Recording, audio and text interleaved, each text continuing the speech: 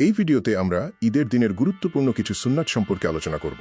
এই আলোচনাটি জাকির নায়েকের আলোচনার উপর ভিত্তি করে তৈরি করা হয়েছে। ঈদের দিন গোসল করা একটি গুরুত্বপূর্ণ সুন্নাত। ঈদের নামাজের জন্য বের হওয়ার আগে গোসল করা উচিত।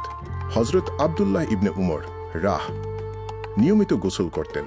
পবিত্রতা ও পরিচ্ছন্নতা ইসলামের অবিচ্ছেদ্য অংশ, যা ঈদের দিন আরও তাৎপর্যপূর্ণ হয়ে ওঠে।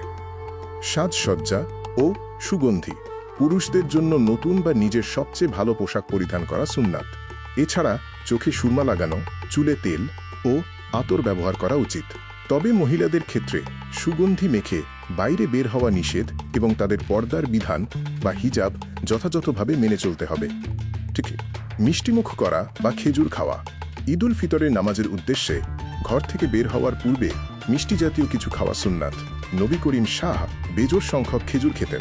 এটি আল্লাহর দেওয়া নিয়ামতের শুকরিয়া এবং রোজার সমাপ্তির প্রতীক। 4. ঈদগাহে নামাজ আদায় করা সুন্নাত। ঈদের নামাজ সাধারণ মসজিদের পরিবর্তে শহরের বাইরে কোনো বড় খোলা মাঠে বা ঈদগাহে আদায় করা উচিত।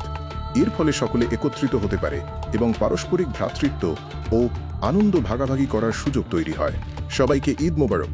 আল্লাহ সুবহানাহু ওয়া তাআলা আমাদের সকলের ইবাদত কবুল করুন।